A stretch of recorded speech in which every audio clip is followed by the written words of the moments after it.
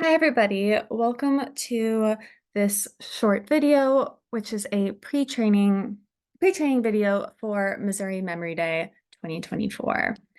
So an overview of what I'm going to be talking about is starting with some introductions as well as what to expect on the day of, and then I'll go into a brief overview of our policy priorities that we're going to be talking to legislators about, as well as how to have a successful meeting with those state legislators. And then we'll be finishing with some things that you can do beyond Memory Day, as well as why advocacy is so important to advancing our public policy priorities. So starting with who we are, my name is Catherine Rail. I'm the Director of State Affairs with the Greater Missouri Chapter, and I have been with the association for a little over a year and a half now, but this is actually my second Memory Day. And for those of you who are not as familiar with the Alzheimer's Association, this is, in a nutshell, what we do is working to find a way to end Alzheimer's and other dementias.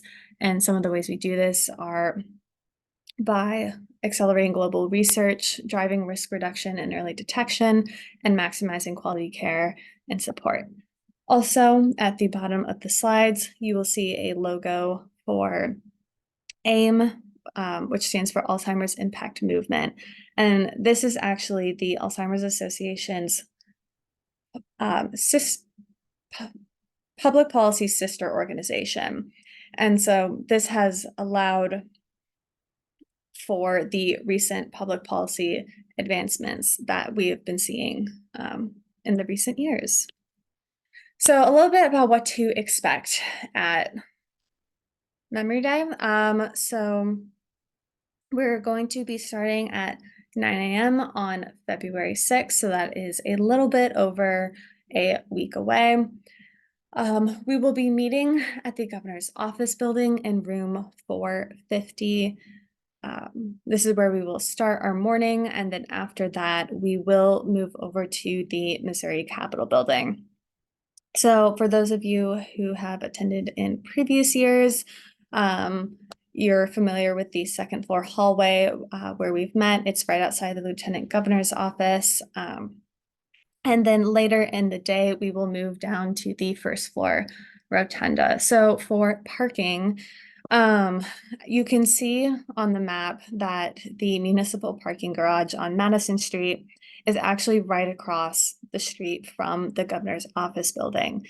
Outside of that, there is street parking available, and there might be a couple of state parking lots, but between the parking garage and street parking, those are probably the best and closest options to where we will be. So the schedule of events, we're going to be starting at 9 in the morning, and then from there, once everyone is checked in and settled at your tables, we will go into a training/education portion, which is going to be very similar to what I'm talking about today, just more in depth and with some more details. And so that is the portion that will be at the governor's office building. From there, we will move over to the Capitol building around 10 o'clock. And this is where we're going to go to that second floor hallway outside the Lieutenant Governor's office. This will kind of be the area that acts as our home base for the majority of the day. And then from 10:30 to 1:45 p.m., we have scheduled legislative meetings for everybody. So we will talk more about these meetings later in this presentation, but in between those meetings, we will have lunch available in that second floor hallway as well. So we will have a sandwich, drink, chips, and cookie for everybody who is attending. And after those legislative meetings, we will end the day with a short ceremony where we will have a couple of speakers and a promise garden ceremony in the first floor rotunda. So, and then we'll end with a group photo, and from there, everyone will be free to leave and head back. So talking about our public policy priorities for Memory Day, we'll have two main asks. The first one is going to be to create a state dementia service coordinator position, and the second one is going to be to reestablish the Alzheimer's State Plan Task Force. And before I go into more detail on these, I want to emphasize that you don't need to be an expert on these asks. You don't need to know all of the details. And if somebody does ask you a question that you don't know the answer to, it's perfectly okay to say, I'm not sure, but I can connect you with Catherine Rail, who works at the Alzheimer's Association here in Missouri. And then just make sure there will be forms that everyone will receive on the day of, and you'll fill out after each meeting. And so just make sure that I get that back, and then I'll know to reach out to them. So some more details on the Dementia Service Coordinator position. This was a key recommendation that came out of the Alzheimer's State Plan. And so really the goal of this position is to create a coordinated statewide response to Alzheimer's and related dementias. The number of Missourians living with Alzheimer's is only expected to increase in the coming years, as well as the state Medicaid costs. And so a coordinated statewide response will be able to help manage this growing public health crisis that we are seeing. And so some of the responsibilities that this position could include are the overseeing and implementation of the state plan. We could identifying gaps in existing Alzheimer's and dementia services and programs, recommending strategies and policies that would better serve Missourians living with dementia, as well as increasing awareness of and facilitating access to quality coordinated care for people living with dementia. And so this ask is actually a nationwide initiative from the Alzheimer's Association. So as of now, more than 25 states plus Washington, D.C. have established this position. The bill that has been filed for the Dementia Service Coordinator is House Bill 2071. And so this is creating a state dementia service coordinator position in the Department of Health and Senior Services, Division of Senior and Disability Services. The bill has been sponsored by Representative Mayhew and has been introduced and read on the House floor. So on the Missouri House website, you can actually track the bill number to keep updated on its progress. But the ask that we will be making of the legislators at Memory Day is to please co-sponsor House Bill 2071, which creates a state dementia service coordinator position in the Department of Health and Senior Services. Moving on to the reestablishment of the Alzheimer's State Plan Task Force. So the Alzheimer's State Plan was published on January 1st, 2023. So it has been public for a little over a year now. And so, however, to publish updates to the state plan, the task force needs to be appointed.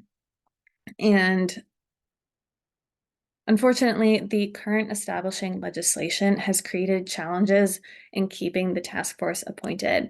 And so what that means is without that appointed task force, we cannot update the recommendations. And as it is currently, it is set to expire at the end of 2027. And so the goal of reestablishing the task force is to allow us to address the language challenges of the appointment process. And so we would be looking to streamline that to keep it moving forward.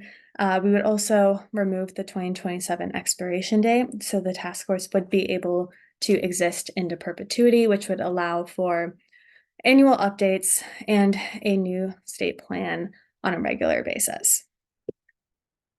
So this does not have a bill number yet. That is something that I am working on currently. We're currently working on drafting it and getting it filed. But to update the language, we do need to file legislation to do so. So the ask currently is to please support the reestablishment of the Alzheimer's State Plan Task Force. So moving on, now we're going to talk about how to have a successful meeting with your state legislators. So this kind of gives a brief outline of what a meeting could look like. So the core pieces of the meeting stay the same regardless of who it is you're talking to. So that first piece is going to be the who. So you're going to want to introduce yourself and generally have about 3 key identifying factors that you want to mention. The why. So you're going to want to tell your personal story and what Alzheimer's means to you and why it means a lot to you. The what is going to be to deliver the asks or the key policy priorities for the meeting. The how is to ask if they can support the issue and ask about how you can follow up with them later. And the now what part is after the meeting, follow up on social media and to say thank you. That can be via that can be an email. You can say that in the social media post. So this, well, the general outline remains the same. This could change a little bit depending on if you're talking to the elected official or the staff. So you'll adapt this to suit the meeting that you're in. And in the next slides, I will be going into more details about each of the 5 steps, and kind of what to do if you're short on time, because that is a possibility. And just at the end of every meeting, make sure that you thank them for their time and do the now what steps. And always ask for a picture to post to social media and tag the legislator and use one of our hashtags. They love seeing these follow-ups posted to social media. So a little bit more detail on the who, the introduce yourself portion of it. So we recommend that you find 3 key things that you want the legislator or the staffer to remember about you. So for the example that we have here is 2 introductions from this advocate named Lisa. So as you can see on the first side, the introduction is short, it is to the point, and it has those 3 key factors that you can easily identify. Introduction number 2, it's lengthy, and some of those key points get lost in that introduction. So this, the red really shows what it is that you are wanting somebody to remember. Moving on to the why. So this is going to be where you tell your personal story and why Alzheimer's is important to you. So this is the most important part of the meeting. This is why we are here today, to share your stories with your legislators. You do not need to be an expert on the ask for the day because you are an expert on your personal experience with the disease. And these are the reasons that a legislator will go from a passive supporter or someone who is just familiar with what we do to a champion of our legislation. It has happened with several state elected officials, and this is why we are able to be successful in what we do. And so depending on the length and where you're doing the meeting, and how many people are in the group, not everyone will get to share their why necessarily. So before going into a meeting, it can also be helpful to identify the 1 or 2 people who are going to share their story beforehand. And this might be identifying the people who are constituents of the elected official that you're meeting with and having them share their story. But all it takes is one voice to inspire a legislator into action. So this is the most important part of the meetings. So after um, the initial introductions, you're probably going to be asked to share your why. And so this is um, share your why and your connection to the legislation and the reasons for being there. So we always say it is okay to let your passion show. It is this issue is very close and personal to some people, so it is okay if you if you start tearing up or if it becomes a little bit more emotional. We do recommend practicing your elevator speech before going into the offices. It's also helpful to have different lengths for different interactions. So, um, as we try and schedule meetings with everybody, but sometimes you might be doing an office drop by or catching the legislator in the hallway. It happens. Or if there's more people in the group that want to talk, having different lengths of your elevator pitch, so to speak, is always helpful in these scenarios. It's also when you're practicing and going over your stories, it's important to think about why the elected official should care about Alzheimer's. Um,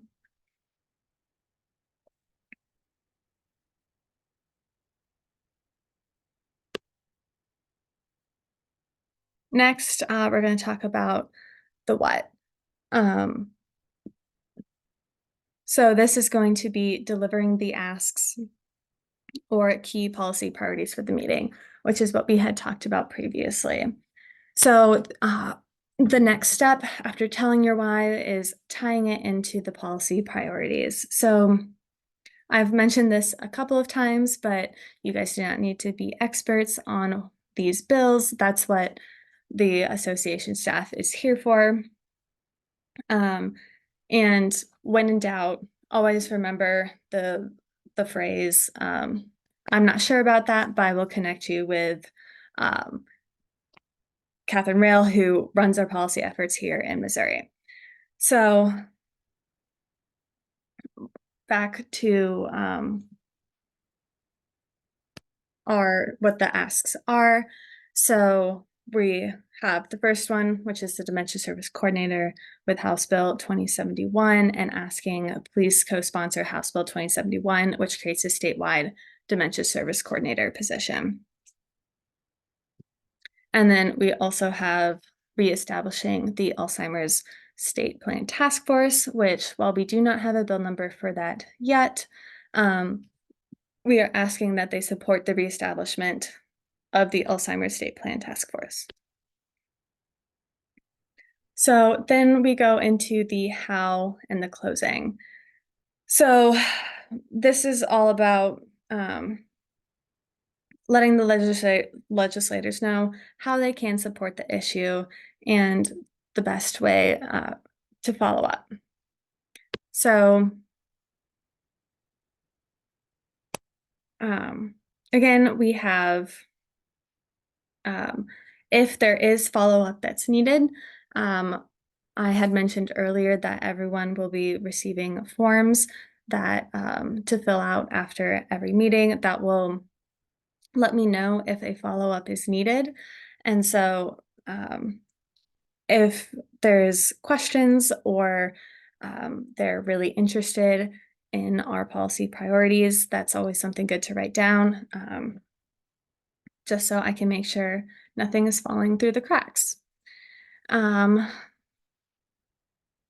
So in that closing out the meeting, make sure to ask to take a photo with them.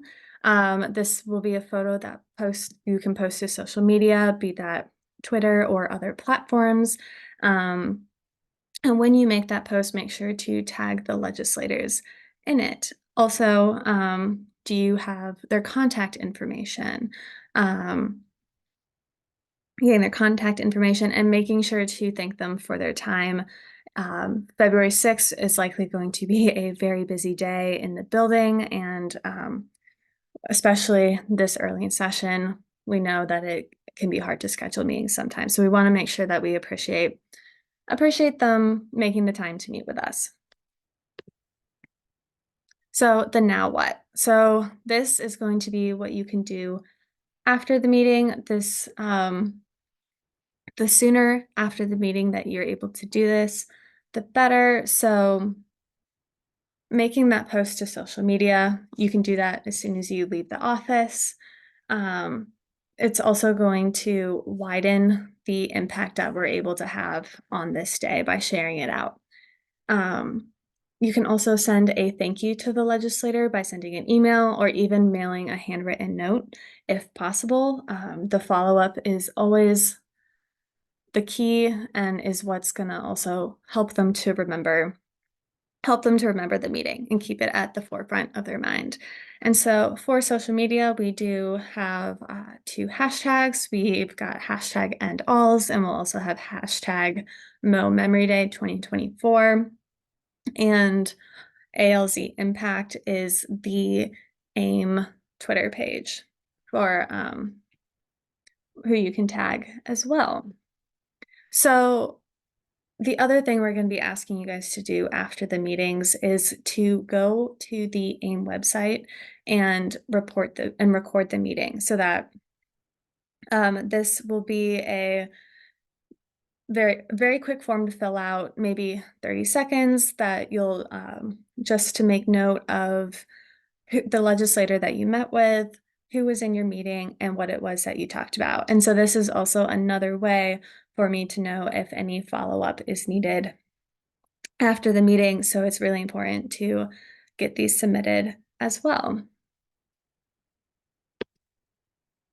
So a way to recap kind of what I just covered is using the acronym SUN. So, and it breaks it down into these 3 easy steps. So when you're telling the story of self, the first step in that SUN acronym, you're going to want to paint a picture of life with dementia and what that connection is that you have to it. Who is it that you're advocating for? Why is this cause important to you? Sometimes we have people who bring in pictures of their loved ones to show to the legislators, and sharing your struggles. So giving the details of what happened, how did it feel? I mentioned before that it's okay to get emotional in these meetings. And how does your story tie into the legislative asks, and what can success in these asks mean for you, or somebody you know living with dementia, or um, a caregiver. So, and then you want to tell the story of us. And so this is about connecting and finding the common ground. So, have they known somebody with dementia? Some legislators have been caregivers themselves and have been directly impacted with this disease. And so sometimes they will share their story with you. And so what you can also do is share the local impact. So really, to highlight the statistics that illustrate the impact on our state and the people and the communities, a lot of you are going to be constituents of the people you are meeting constituents of the legislators you are meeting with. So highlighting what impact the disease has had on their communities and the people living in their communities. And again, say thank you, and thank them for meeting with you, and let them know how much their support means to you as their constituents. And then wrapping it up with the N in SUN, telling the story of now. So this is where you're going to want to ask for their support and what it is that they can do now. A good kind of segue phrase for this is just simply saying, because of my experience, I'm asking you to do blank. And then just make that clear and concise ask that I had laid out earlier. And so also offer the follow-up if there's any questions or more information they need in order to make a decision. And again, thank them for their time and ask for a photo. So, what does it take to be a successful advocate? So, you want to stay positive while facing adversity. And so, the Alzheimer's Association is nonpartisan, and we focus on building and maintaining relationships with legislators, regardless of position or political affiliation. We also always aim to be respectful. Two, you're going to want to remain patient and persistent. Advocacy takes time. It is not always just because it's not successful necessarily the first time around. You want to never give up on these asks. Last year, we had the Dementia Service Coordinator position as an ask at Memory Day.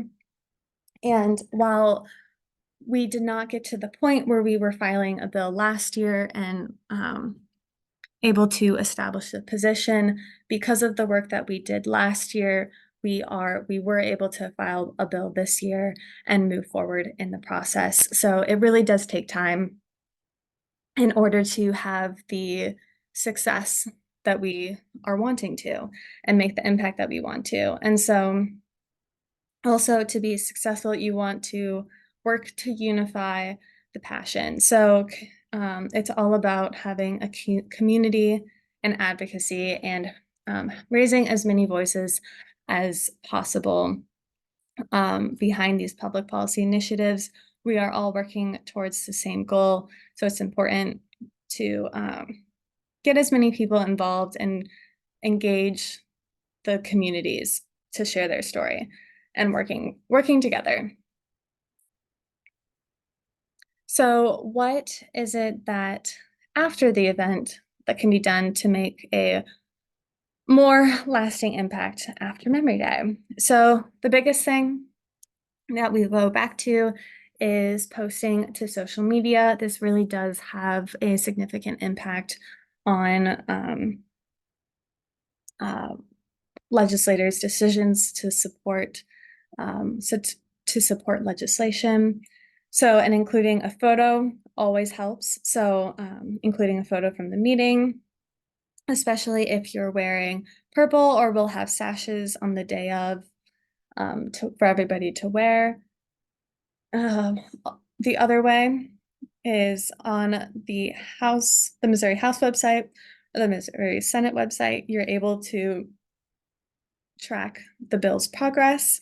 And so as session moves forward and the bill, our asks move through the legislative process, we will continue to advocate for our bills. And so continuing to engage with them throughout session as well. So why is advocacy important? I know sometimes it seems like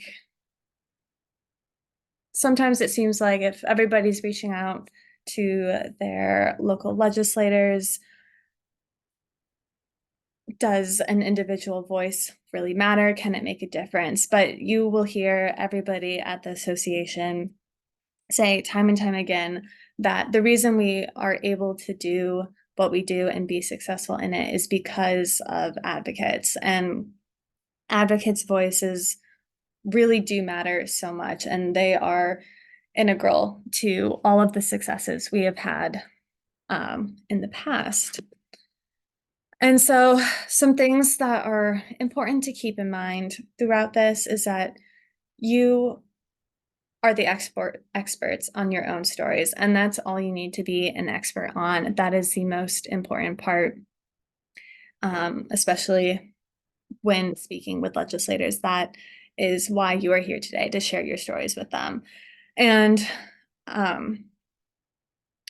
again, we talk about the phrase that you want to remember, which is about if someone asks a question and you can just say, I'm not sure about that, but I can connect you with the Alzheimer's Association staff here in Missouri. And so you also want to stay patient, don't be afraid to show your passion, and stay positive, and be proud of the impact that you are making through your advocacy, because it really is a significant and lasting impact. And so your advocacy efforts really do make a difference, and you're helping to lift up our collective movement to create a world without dementia. And as always, we thank you for all that you do for the association, and we look forward to seeing you in Jefferson City in a little over a week on February 6th.